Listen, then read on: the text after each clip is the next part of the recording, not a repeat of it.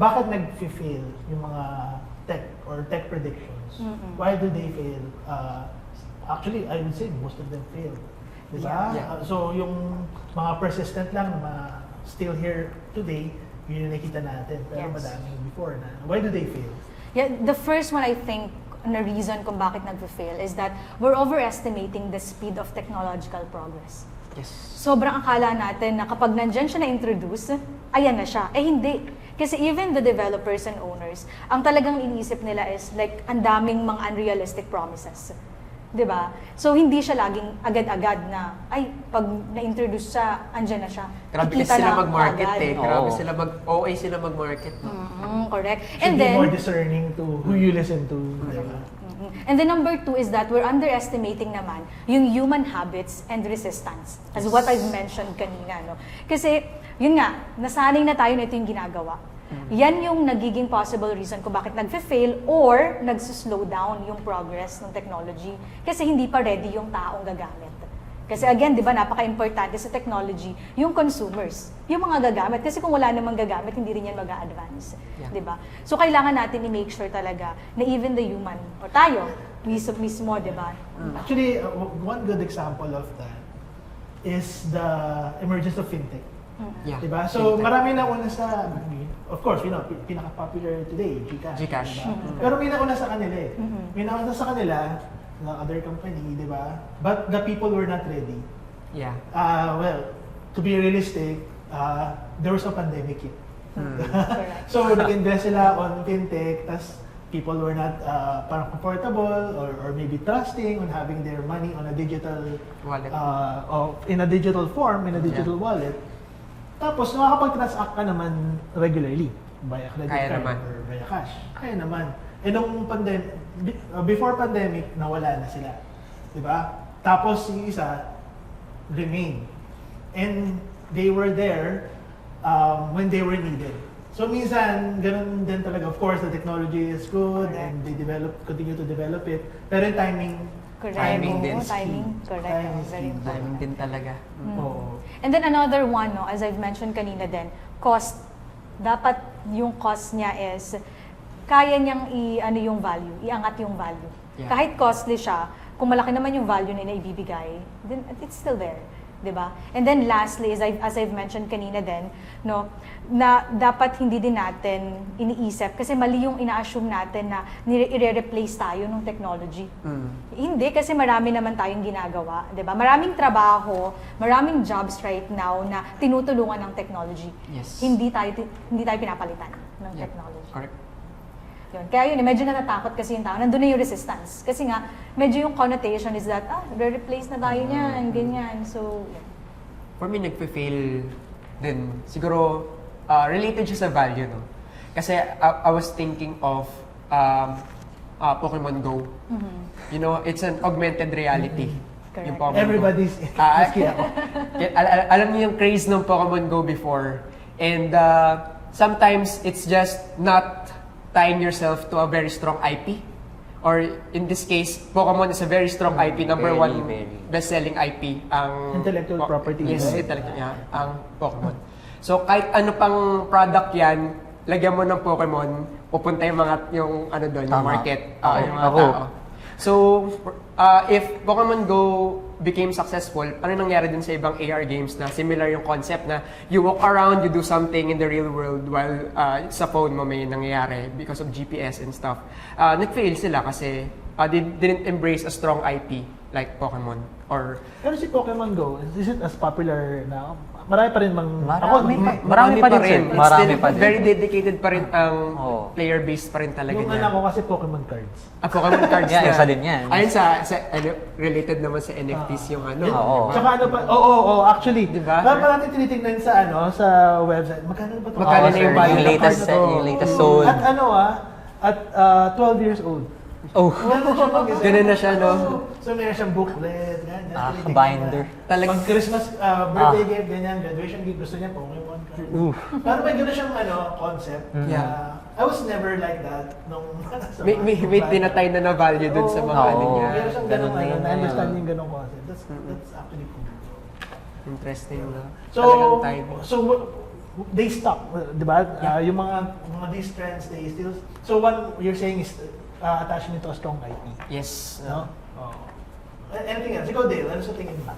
Ano na yung mga technical, yung mga ano. Sa akin, very, very, again, pleb take is, nagde-depend din yung hype, then success or yung failure ng nire-release nilang mga bagong, like, I guess, mga trends, and whatnot. Maybe sa cognition ng tao. Kasi they view this as... Very cerebral discussion. Hanggang dyan lang po ako. Yung very, kung how people see it. If it's new, it's a bit, they'll hype it kasi, okay, that's something new. Pero at the same time, there's also the thought that, pero ito na, as Crystal mentioned na, ginagamit na kasi kami, it's new, I can hype it up, pero I don't think I'll use it. Pero it's something na, oh, it's nice, it's very hype. Dahil, ayun nga, like Pokemon Go, it can depend nga din. Oh, it's new. We walk around. We do physical walking instead of like playing on the Switch or the ano na, Pokemon lang. Yeah. So, it really does depend. Ayun, back to it depends. Yung ano, and sa kung how it tama naman po ba? Tama naman ba? More of sa Tumitingin marketing ako eh. or sa hype ba? Yung Oo, inaano mo? I think it's just the hype and Depends din sa it hype. depends. Oo. Kung may influencer ba nakakagat nung ano mo, nung trend mo. Oo. Di ba? So, yun. A strong IP or a strong influencer nakakagat nga. Yun, tama. Very pleb take lang. And that's how I understand yung NFTs and ano. Makes sense naman na.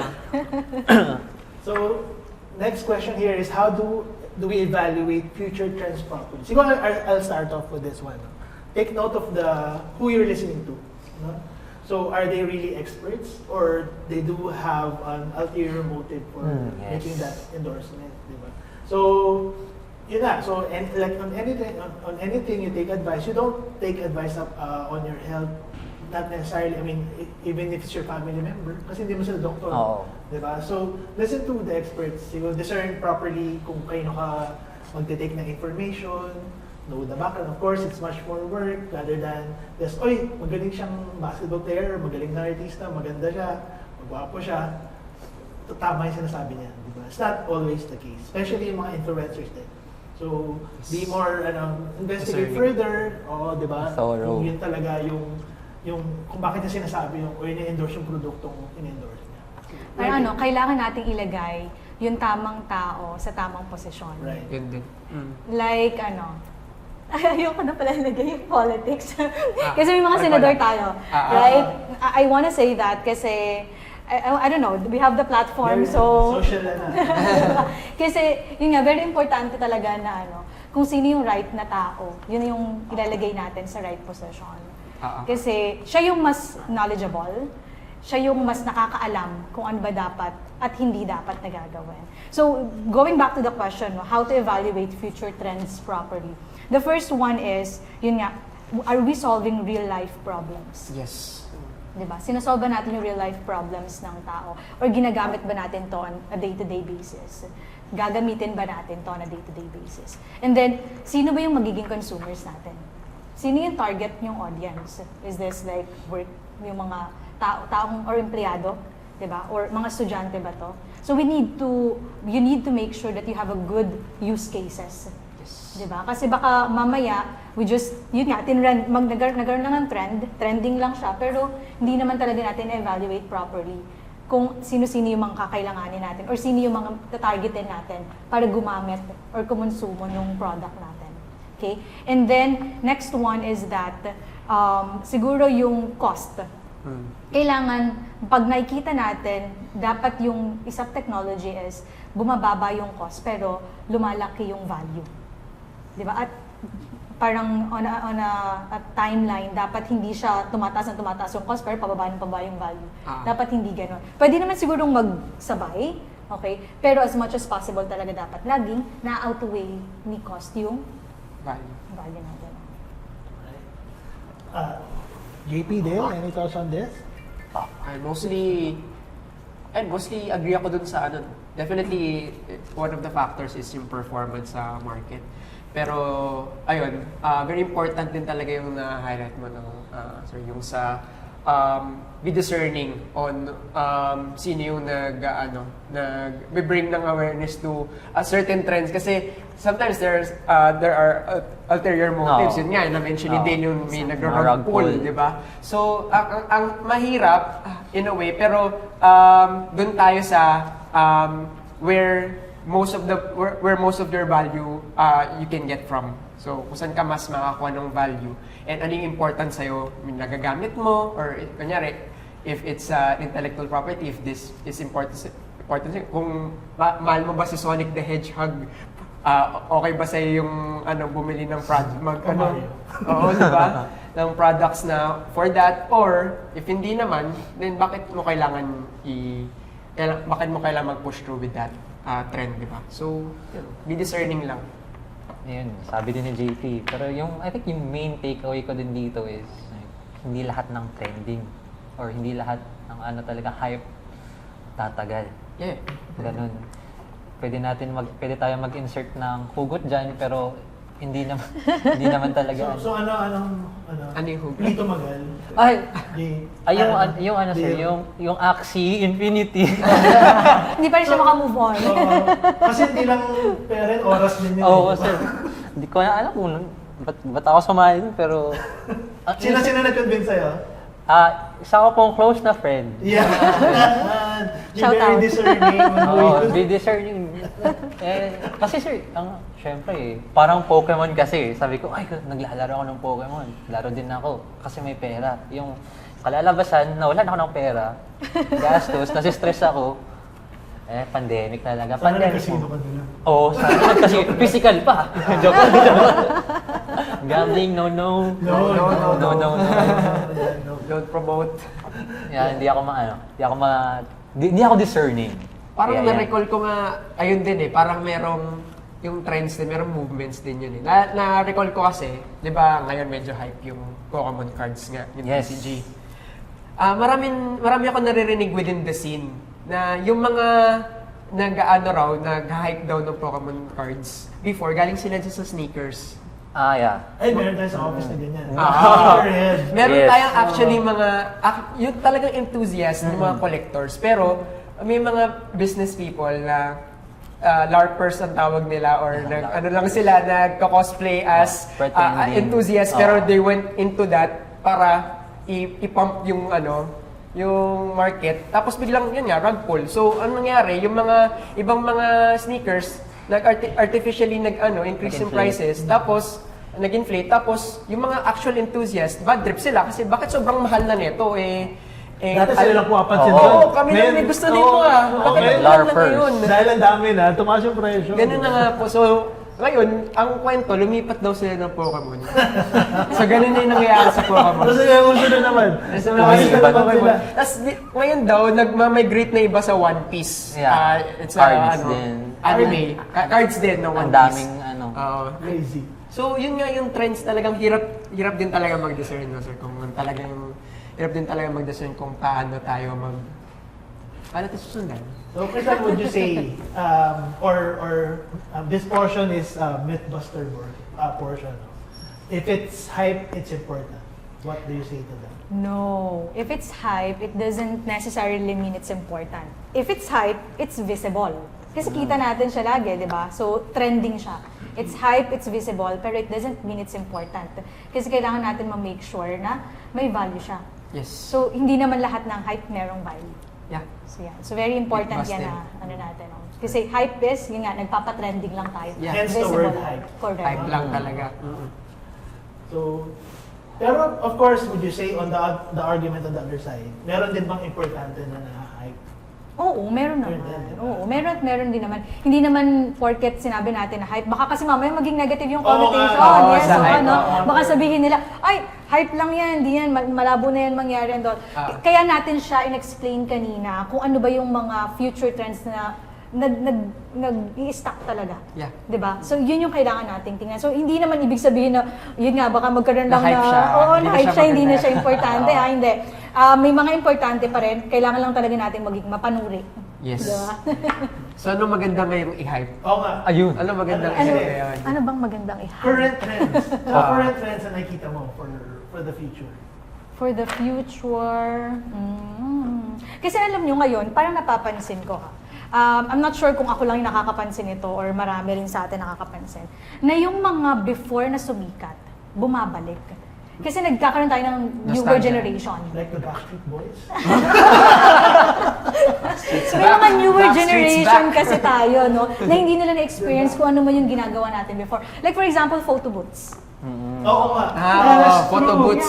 Kasi yung Grabe na photo ngayon. booths Yung before, print out na pag gano'n. Oo. yes sir, correct, di ba? Parang before, wala na tayong baka dyan kasi kaya nga natin Digital. dinevelop yung I mean, smartphones Kodak went and out of all. business because of Diba? that. Correct. Oo. Kasi Tapos nga, may bumalik. ayaw na natin ng Oo. ganon, di ba? Pero since may mga newer generation na hindi naka-experience nun, gusto nilang i-experience din, pero with an improvement. Hindi na siya katulad Hindi ng na. before. Okay. Before kasi may mga Mga film pa, di ba, sir? Ngayon naman, automatic na napiprint naman na siya kaagad. Yeah. Tsaka may effects na yung photo. Correct, sir. O, may mga background and all, May di mga ba? costume pa dun sa Ang mga bilis ano. na. Oo. Sobrang dami, Oo. sir. Sabi Oo. sila minsan, apat. Oo. Correct, oo. Pero kumikita. Nagbo-boom din. Nostalgia Nag-boom sells. din. Nostalgia sells. Yes, yan. Very important Oo, din nostalgia yan, no? factor. Kaya talagang napaka-importante ng mga consumers natin kasi sila naman talaga yung magsasabi kung... Nagdi-dictate niya. Oo, kung, ay, sige, pasikatin natin yan kasi gusto kong maranasan ulit kung ano yung nararanasan nung dati, ng mga millennials before. Na ito yung uso sa kanila before, pero ano ba talaga yan? Ano bang, di ba? Ano ba, paano ba na-experience yan? Paano ba yan ginagawa? Gusto lang natin ma-experience. That's a good Di ba? Kaya siya Natutuwa ako sa photo mo. Yes, photo Nagulat booth. ako. Boom eh, nag-boom. Yes, So, final question to you, Tita Crystal. Did you ever invest in a trend that didn't pan out? Ano, hindi talaga ata ako nag-invest at all Okay. sa any kind of trends. Kasi nga, yun nga, sobrang siguro mapanuri ko at saka Right. sobrang maano ako sa Conservative. pera Tight ako sa pera. So, hindi ko siya masyadong, parang para sa akin, right, especially nung mga early days pa. Yung mga, well, bata pa din naman ako. Gaano Hindi ka naman ako early? sobrang tanda. Hindi ko yung pinamatanda dito. Pero tawag dito, hindi ako masyadong nag-invest kasi nga parang pinaka-inaano ko right now is kung ano yung kakainin namin, kinaumagahan. Survival mode. Di ba? Yun talaga di ba? Focus on the Kasi, important stuff. oo, Yes. breadwinner kasi ako, so I really need to make sure na yung mga kapatid namin, yung mga kapatid ko nag-aaral pa and all. So doon talaga yung pinaka naging focus namin. And then, real estate. Realistic. Real estate. Yes, sobrang masasabi ko talaga, no, talaga namang hindi lang siya yung sinasabi nila na para na may meron ka matirahan. Hindi pwede mo kasi talaga maging magandang investment. Leverage din, di ba? Yes. Even golds, di ba? Yes. Yung golds ngayon sobrang taas na ng So those are the more classical assets. Correct, oo. That really stood the test of time. Correct. Ah. Yeah. So harder talaga pag technology eh. Medyo kailangan talagang Medyo pag-isipan. fickle pa. And siguro it is in the nature of technology to have a cycle. Yes. So talagang ano siya, it will have an end and it will be reborn as something Correct. else. Kaya may refresh. Magre-reboot talaga, no? May refresh talaga. Right. So siguro lesson there is yun, be discerning, be there when it's profitable or relevant, and know where to end. Correct. Know when to stop, diba? Parang, Don't give in agad sa hype. right. Yun din. Right. Alright, sige, on that word, we end another episode of Kwentuhan Podcast. Thank you very much, Crystal. Thank you so much Taking for the having time out of your me. busy schedule. Salamat. Thank For you. those, we appreciate your comments. Please comment down below on anything that we talk about here. And watch our other episodes and watch our future episodes as well. Thank you very much. Until next time, this is the Kwentuhan Podcast.